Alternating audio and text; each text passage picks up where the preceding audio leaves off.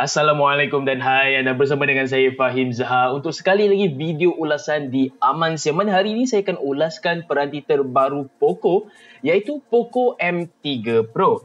Jika anda lihat peranti ini kelihatan lain, tapi sebenarnya ia adalah lebih kurang sama dengan Redmi Note 10 5G, tapi adalah satu iterasi berbeza dengan satu fokus yang berlainan berbanding peranti Redmi. Walaupun Poco dijual di Malaysia oleh Xiaomi Malaysia, tapi Poco masih lagi satu jenama tersendiri. Sebelum saya mulakan ulasan, saya akan ceritakan serba sedikit spesifikasi peranti ini, iaitu peranti ini menggunakan skrin 6.5 inci IPS LCD dengan sokongan kadar segar semula 90Hz.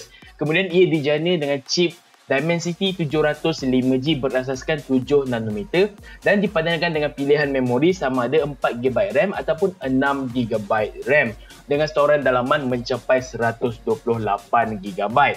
Kemudian untuk kamera pula, ia menggunakan tetapan tri-kamera iaitu 48MP sensor utama dan ditemani dengan dua lagi sensor 2MP untuk makro dan juga kedalaman. Kamera swafoto adalah 8MP. Ia juga mempunyai bateri 5000mAh, menjalankan Android 11 berasaskan MIUI 12, mempunyai USB Type-C, menggunakan pengisian pantas 18W dan juga dijual pada harga yang agak berpatutan. Baiklah, peranti ini memberikan satu pengalaman yang berlainan berbanding dengan peranti-peranti Poco yang lain. Saya tidak pasti sama ada Poco mendengar ataupun tidak kata-kata ataupun keluhan saya sepanjang saya mengulas peranti-peranti mereka, kerana apabila saya katakan MIUI 12 ataupun MIUI for Poco berasaskan MIUI 12, perisian mereka masih lagi tidak cukup hebat dan baik berbanding dengan MIUI 12.5 atau juga pasal-pasal yang lain seperti Realme UI, Color OS, Vantage OS dan lain-lain. Tetapi apabila saya menggunakan peranti ini, ia memberikan satu pengalaman penggunaan yang boleh saya katakan agak memuaskan. Tapi apabila saya menggunakan peranti ini untuk sekitar 1 minggu lebih, saya boleh katakan yang peranti ini memberikan satu pengalaman penggunaan yang sedikit berbeza. Yang mana prestasi ini tidak terasa begitu perlahan. Perkara ini membuktikan sekali lagi teori saya yang mana peranti kelas pertengahan Xiaomi memerlukan RAM sekurang-kurangnya 6GB. Peranti Xiaomi ataupun peranti MIUI dengan 4GB RAM tidak mampu mengendalikan penggunaan harian untuk diri saya. Tapi mungkin anda jika sekadar menggunakan peranti untuk sebagai sandaran, peranti kedua ataupun peranti hanya untuk anak-anak ataupun ibu bapa, 4GB RAM jika anda tidak bermain permua ataupun tidak menggunakan aplikasi-aplikasi yang berat, mungkin tidak menjadi masalah. Walaupun begitu, Dimensity 705G tidak dinafikan adalah satu chip yang baik. Tapi jika dibandingkan dengan Snapdragon 720G, spesifikasi peranti ini adalah sedikit lebih rendah. Apabila bermain permua pula, ia tidak mempunyai pengalaman grafik yang cukup baik ataupun pengalaman yang gila syok ataupun gila menarik. Sebaliknya, ia hanyalah sekadar, dia boleh je nak main permua, tak ada masalah. Untuk skrin kecerahan juga tidaklah begitu terang mana. Tapi untuk bekerja dari rumah ataupun sepanjang lockdown ini, saya dapat rasakan untuk penggunaan di dalam rumah, di dalam bilik sahaja, skrin peranti ini tidak mempunyai masalah dari segi kecerahan. Kemudian apabila saya membuka beberapa aplikasi yang banyak, saya juga tidak ada masalah lengah masa ataupun sistem tergendala seperti MIUI yang biasa. Adakah ini bermakna MIUI for Poco sudah semakin baik dari segi pembangunan perisian ataupun secara senyap Xiaomi telah mengubah bagaimanakah MIUI for Poco itu berfungsi?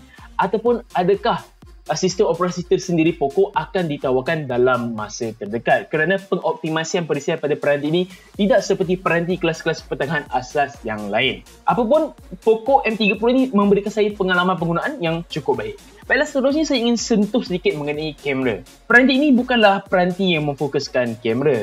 Ia sebaliknya memfokuskan kepada kemampuan prestasi yang cukup baik dalam harga yang lebih mampu milik. Macam saya katakan tadi, kamera hanyalah tri-kamera dan sensor yang benar-benar anda boleh gunakan adalah 48MP sahaja.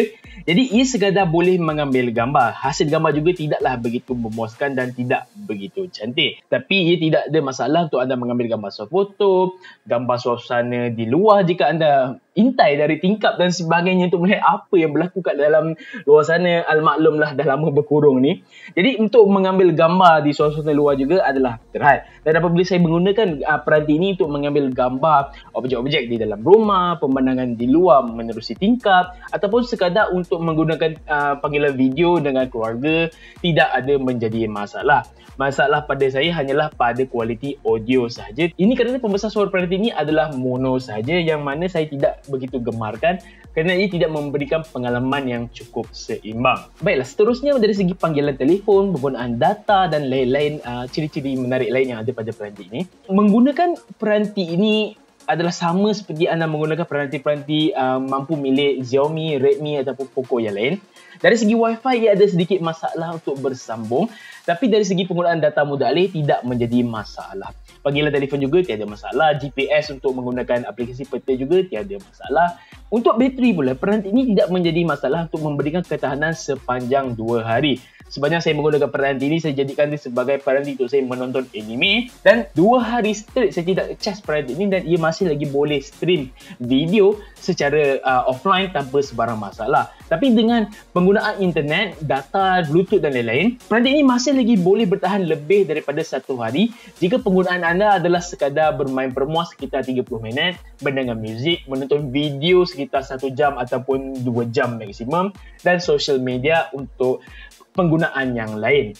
Jadi peranti ini sebenarnya tiada masalah untuk digunakan sebagai peranti sementara ataupun macam saya katakan tadi, peranti untuk ibu bapa ataupun anak-anak. Rekaan peranti ini memang kelihatan berbeza dengan Redmi Note 10 5G. Apa yang menarik adalah pada bahagian panel belakang peranti ini yang menggunakan rekaan seakan Galaxy S21.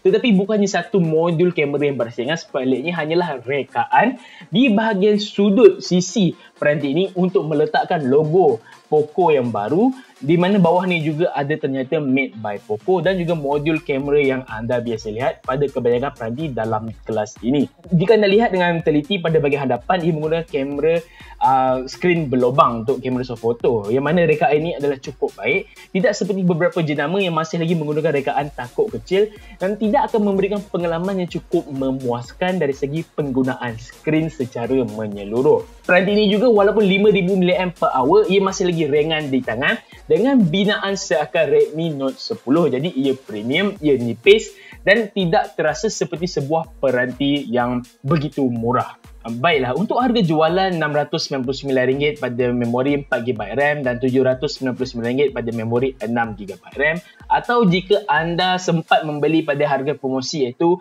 RM599 dan RM699, peranti ini adalah satu peranti yang berbaloi. Tetapi pada hemat saya secara peribadi, jika anda mempunyai wang tambahan sekitar 200 lebih dan ke atas, lebih baik anda beli saja siri Redmi Note 10S kurang-kurangnya, kerana ia adalah peranti MIUI 12.5 pertama yang terus daripada kotak adalah sistem operasi terbaru Xiaomi. Jadi anda tidak akan mempunyai masalah yang serius ataupun masalah-masalah lain yang ada pada MIUI 12 biasa. Kerana Xiaomi bukan lagi seperti yang dulu yang gemar ataupun kerap memberikan kemas kini yang cukup pantas sehingga 3 tahun, 4 tahun melalui kemas kini MIUI. Sebaliknya Xiaomi kini memfokuskan seperti pengeluar-pengeluar peranti yang lain, sebuah peranti boleh bertahan sekitar 2 tahun kemas kini sahaja. Saya tidak pasti mengenai peranti kelas pertengahan pokok ini bagaimanakah Xiaomi akan layan dari segi kemas kini, sebab sehingga hari ini masih tidak kesemua peranti mereka menerima kemas kini MIUI 12.5. Apa yang penting adalah kemas kini security pada peranti ini masih lagi cukup pantas dan boleh dikatakan antara yang terkini jika itu yang anda carikan. Peranti ini boleh saya katakan agak baik dari segi kelasnya dan juga apa yang mereka cuba sasarkan kepada pengguna-pengguna. Lebih-lebih lagi macam saya katakan tadi, sepanjang kita berkurung di rumah, PKP dan sebagainya, ini mungkin antara peranti kelas pertengahan mampu milik yang asas yang sesuai untuk semua orang. Baiklah, itu sahaja daripada saya Fahim Zaha. Jumpa lagi dalam video Amans akan datang. Assalamualaikum.